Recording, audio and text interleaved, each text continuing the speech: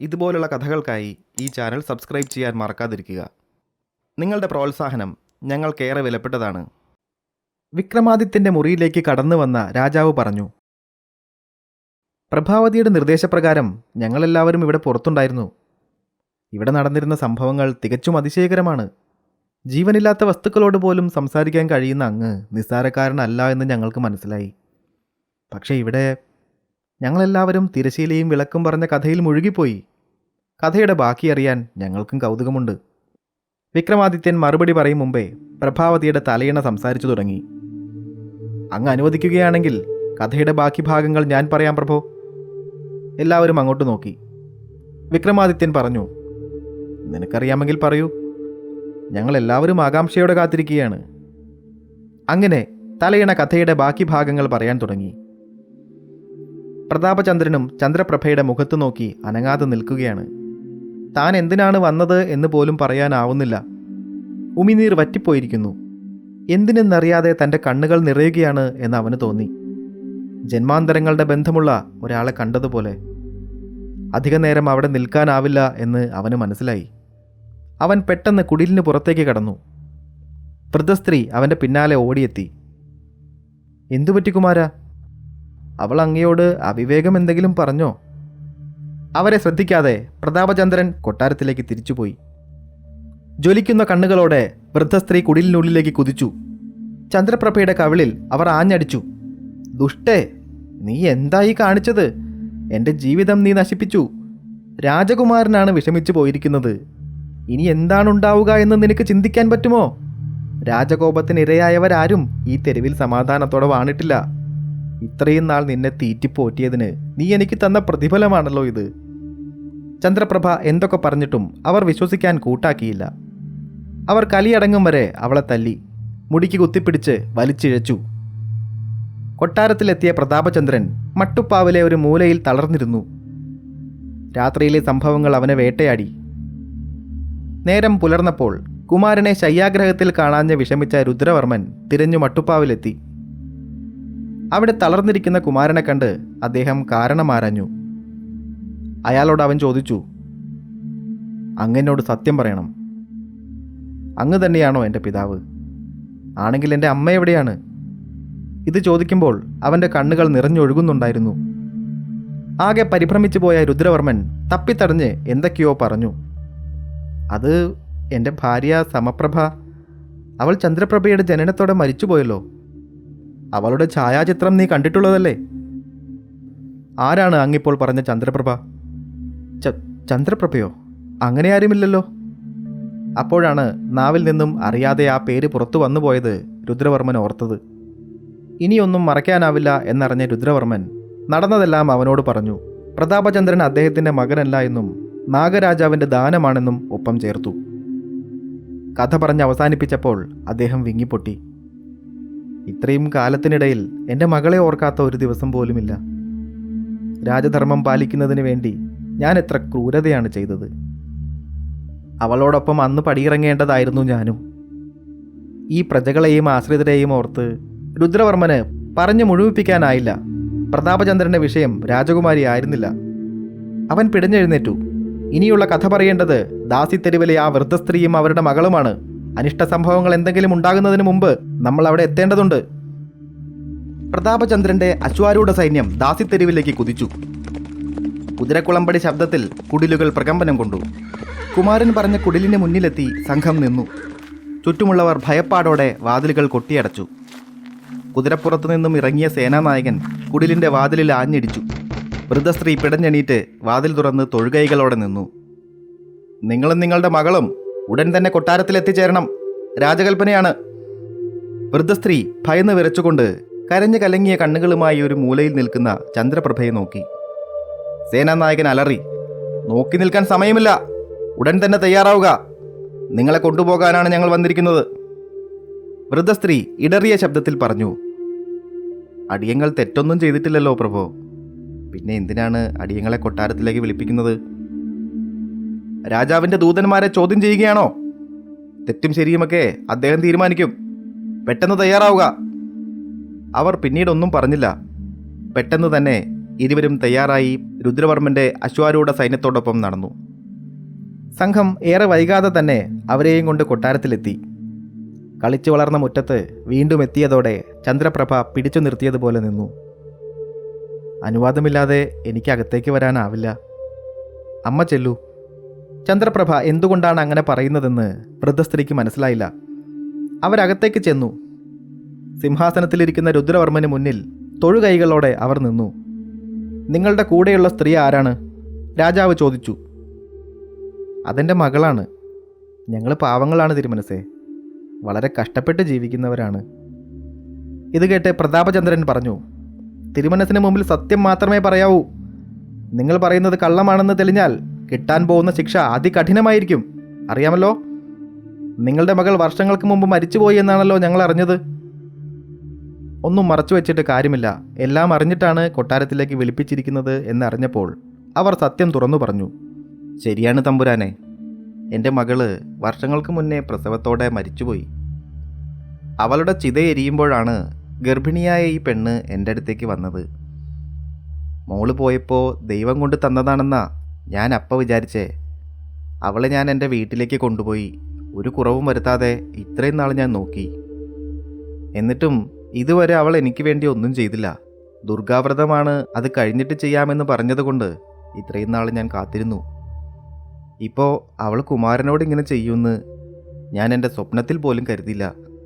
ഇതല്ലാതെ അവൾ ആരാണെന്നോ എന്താണെന്നോ എനിക്കറിയില്ല. എൻ്റെ ഭാഗത്തു നിന്നും എന്തെങ്കിലും തെറ്റുണ്ടായിട്ടുണ്ടെങ്കിൽ എന്നോട് ക്ഷമിക്കണം പ്രഭു. പ്രതാപചന്ദ്രൻ ചോദിച്ചു. കണ്ടപ്പോൾ ആ സ്ത്രീ ഗർഭിണിയായിരുന്നു എന്നല്ലേ നിങ്ങൾ പറഞ്ഞത്? ആ കുഞ്ഞെവിടെ? വൃദ്ധസ്ത്രീ ഒന്ന് പരിങ്ങി. അതൊരു ആൺകുഞ്ഞായിരുന്നു പ്രഭു. ദാസിത്തെരുവിൽ ഞങ്ങൾ ആൺകുഞ്ഞുങ്ങളെ വളർത്താറില്ല. കാലാകാലങ്ങളായി ഞങ്ങൾ അങ്ങനെയാണ്. അതൊരു തെറ്റായി കാണരുത് പ്രഭു. പെൺകുഞ്ഞായിരുന്നുവെങ്കിൽ അതിനെയും ഞാൻ പൊന്നുപോലെ നോക്കുമായിരുന്നു. ഇതിപ്പോൾ ജനിച്ചപ്പോഴേ അതിനെ കൊന്നുകളഞ്ഞു പ്രഭു. ചന്ദ്രപ്രഭയുടെ കുഞ്ഞിനെ കൊന്നുകളഞ്ഞുവെന്ന് വൃദ്ധ പറഞ്ഞപ്പോൾ രാജകുമാരൻ്റെ അന്വേഷണം വഴിമുട്ടിയതുപോലെയായി. അവൻ ചിന്തിച്ചു, ഇതുവരെ എല്ലാം കൃത്യമായിരുന്നു. പക്ഷേ കുഞ്ഞിനെ കൊന്നുകളഞ്ഞെങ്കിൽ പിന്നെ ആരാണ് താൻ? എവിടെയോ തെറ്റിയിട്ടുണ്ട്. ഇനി എന്തു ചെയ്യും? രുദ്രവർമ്മൻ നിരാശയോടെ പറഞ്ഞു, നമുക്ക് ആള് മാറിയതാവും പ്രതാപൻ. നമ്മൾ ഉദ്ദേശിക്കുന്നവർ ഇവരായിരിക്കില്ല. പ്രതാപചന്ദ്രൻ വൃദ്ധസ്ത്രീയോട് ചോദിച്ചു, കുഞ്ഞിനെ കൊന്നത് നിങ്ങൾ തന്നെയാണോ? അതോ മറ്റാർക്കെങ്കിലും ഈ വിഷയം അറിയാമോ? കുഞ്ഞിനെ കൊന്നത് താനല്ല എന്നും താൻ ഏർപ്പാട് ചെയ്ത വയറ്റാട്ടിയാണ് എന്നും അവർ പറഞ്ഞു. അവരെ കൂടി കൊട്ടാരത്തിലേക്ക് കൊണ്ടുവരാമെന്നും സംശയങ്ങളെല്ലാം തീർത്തു പോകാമെന്നും മഹാരാജാവിനോട് പ്രതാപചന്ദ്രൻ പറഞ്ഞു. അങ്ങനെ വയറ്റാട്ടിയും കൊട്ടാരത്തിലെത്തി. അന്ന് രാത്രി എന്താണ് സംഭവിച്ചത് എന്ന് രുദ്രവർമ്മൻ അവരോട് ചോദിച്ചു. തൊഴുകൈകളോടെ വയറ്റാട്ടി പറഞ്ഞു, പെറ്റുവീണ കുഞ്ഞിനെ കൊല്ലാൻ അതിനെ വാങ്ങിയ കൈകൾക്ക് കഴിയില്ല. എന്നാലും അടിയന് വേറെ വഴിയില്ലായിരുന്നു തമ്പുരാനെ. കാട്ടിനകത്തുള്ള നാഗക്ഷേത്രത്തിൽ ഞാനതിനെ കൊണ്ടുചെന്ന് വച്ചു.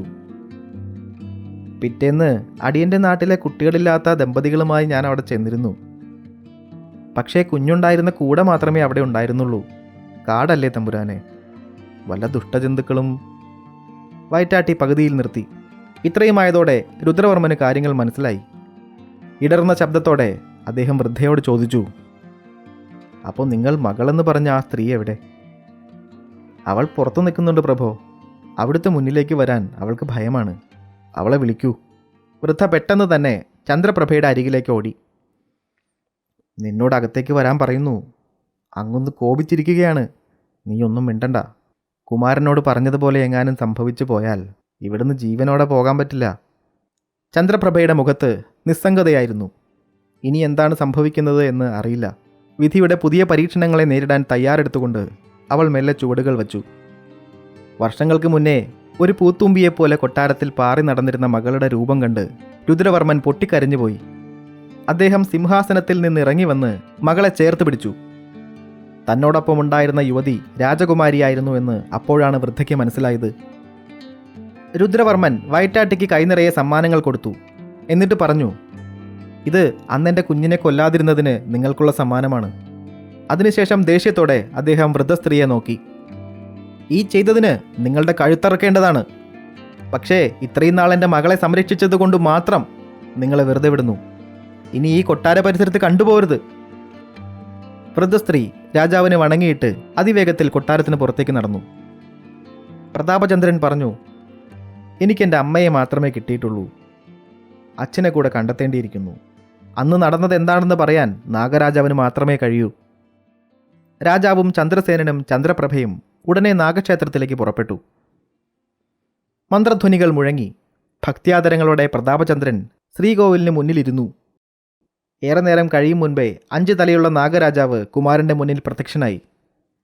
ഇന്ദ്രസേനന് എന്താണ് സംഭവിച്ചത് എന്ന് നാഗരാജാവ് ചുറ്റും നിന്നവരോട് പറഞ്ഞു. ഇനിയുള്ള നാളുകളിൽ ചന്ദ്രപ്രഭ ആകാശമാർഗം സഞ്ചരിക്കുന്ന ആ അപ്സരസുകളെ ധ്യാനിക്കുക. ഉണരുമ്പോൾ തന്നെ ശരീരവും മനസ്സും ശുദ്ധമാക്കി തീവ്രമായ വ്രതാനുഷ്ഠാനങ്ങൾ നടത്തുക. ഫലസിദ്ധിയുണ്ടാവും. ഇത്രയും പറഞ്ഞിട്ട് നാഗരാജാവ് മറഞ്ഞു. ചന്ദ്രപ്രഭ നാഗരാജാവ് പറഞ്ഞതുപോലെയെല്ലാം ചെയ്തു. അവൾ തീവ്രമായ വ്രതാനുഷ്ഠാനങ്ങളിൽ മുഴുകി. ഒടുവിൽ അപ്സരസുകൾ അവൾക്ക് മുന്നിൽ പ്രത്യക്ഷപ്പെട്ടു. മകളെ, നിനക്ക് എന്താണ് വേണ്ടത്? കല്യാണ രാത്രിയിൽ ഞങ്ങളുടെ മണിയറയിൽ നിന്ന് ദേവിമാരെൻ്റെ ഭർത്താവിനെ എടുത്തുകൊണ്ടുപോയി.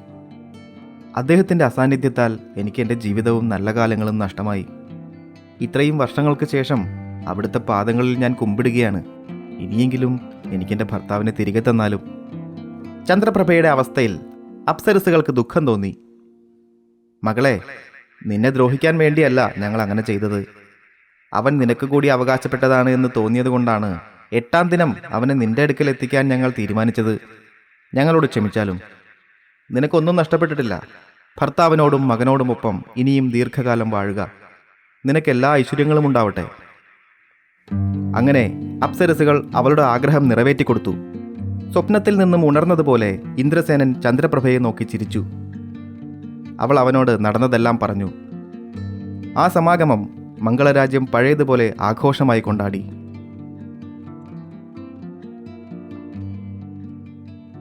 കഥ പറഞ്ഞ് അവസാനിപ്പിച്ച തലയണ കൂട്ടിച്ചേർത്തു. അങ്ങ് ചോദിച്ചതുകൊണ്ട് മാത്രമാണ് ഞാനും എനിക്ക് മുൻപ് പറഞ്ഞവരും അപൂർവങ്ങളിൽ അപൂർവമായ ഈ കഥ മുഴുമിപ്പിച്ചത്. മറ്റാരെങ്കിലും ആയിരുന്നെങ്കിൽ ഞങ്ങൾ ഇതിന് മുതിരില്ലായിരുന്നു. ദേവരാജാവായ ഇന്ദ്രൻ പോലും അത്ഭുതാദരങ്ങളോടെ അനുഗ്രഹിച്ച, ശത്രുരാജ്യങ്ങളോട് ഒറ്റയ്ക്ക് പോരാടി ജയിക്കാൻ കഴിവുള്ളത്ര ധീരനായ, 1000-ൽ പരം രാജാക്കന്മാരുടെയും രാജ്യങ്ങളുടെയും അധിപനായ ദേവി ഭദ്രകാളിയുടെ ഭക്തൻ സാക്ഷാൽ വിക്രമാദിത്യ ചക്രവർത്തിയുടെ മുന്നിൽ ഇങ്ങനെ നിൽക്കുന്നതിലും ആനന്ദം വേറെ എന്തുണ്ട്? അങ്ങയുടെ നാമം വിജയിക്കട്ടെ. അങ്ങയുടെ കീർത്തി ലോകം മുഴുവനും അലയടിക്കട്ടെ. ഇത് കേട്ടതോടെ ചുറ്റും നിന്നവരെല്ലാം ഞെട്ടിപ്പോയി. പ്രഭാവതി ചക്രവർത്തിക്ക് മുന്നിൽ മുട്ടുകുത്തി. മഹാരാജാവ് തൊഴുകൈകളോടെ നിന്നു. അങ്ങെന്തിനാണ് വേഷപ്രച്ഛന്നനായി ഇവിടെ വന്നത്? അങ്ങാണെന്നറിഞ്ഞിരുന്നുവെങ്കിൽ ഒരു സ്വയംവരത്തിൻ്റെ ആവശ്യം പോലും ഇവിടെ ഇല്ലായിരുന്നല്ലോ. പ്രഭാവതിയെ സന്തോഷത്തോടെ ഞാൻ അങ്ങയെ ഏൽപ്പിക്കുമായിരുന്നല്ലോ. വിക്രമാദിത്യൻ പറഞ്ഞു, 6 മാസത്തെ എൻ്റെ അജ്ഞാതവാസം ഇപ്പോഴാണ് കഴിയുന്നത്. അതുകൊണ്ടാണ് ഞാൻ ആരാണ് എന്നുള്ള സത്യം നിങ്ങളിൽ നിന്നും മറച്ചു വെക്കേണ്ടി വന്നത്. ഇതേ സമയം ഉജ്ജയിനിയിൽ മകനെ കിട്ടാത്തതിൽ മനം നൊന്ത് ബ്രാഹ്മണൻ വിരഹപരവശനായിരുന്നു. അദ്ദേഹം ഭട്ടിയെ ചെന്ന് കണ്ടു. പ്രഭോ, എൻ്റെ മകനെ കാണാതായിട്ട് 6 മാസത്തോളമായി. അവനെ തേടിപ്പോയ മഹാരാജാവിനെ പറ്റിയും ഒരു വിവരവുമില്ല. ഇനി അടിയൻ കൊട്ടാരത്തിൽ തുടരുന്നതിൽ കാര്യമില്ല എന്ന് തോന്നുന്നു. തിരിച്ചു ഭവനത്തിലേക്ക് പോകാൻ അടിയൻ അനുവാദം തന്നാലും. സംഭവിച്ചതെല്ലാം വിധിയെന്നോർത്ത് അടിയൻ സമാധാനിച്ചു കൊള്ളാം. ഭട്ടി ഒരു നിമിഷം ചിന്തയിലാണ്ടു. അപ്പോഴേക്കും വിക്രമാദിത്യ മഹാരാജാവിൻ്റെ സദസ്യരിൽ ഒരാളായ വേതാള ഭട്ടൻ അവിടേക്ക് വന്നു.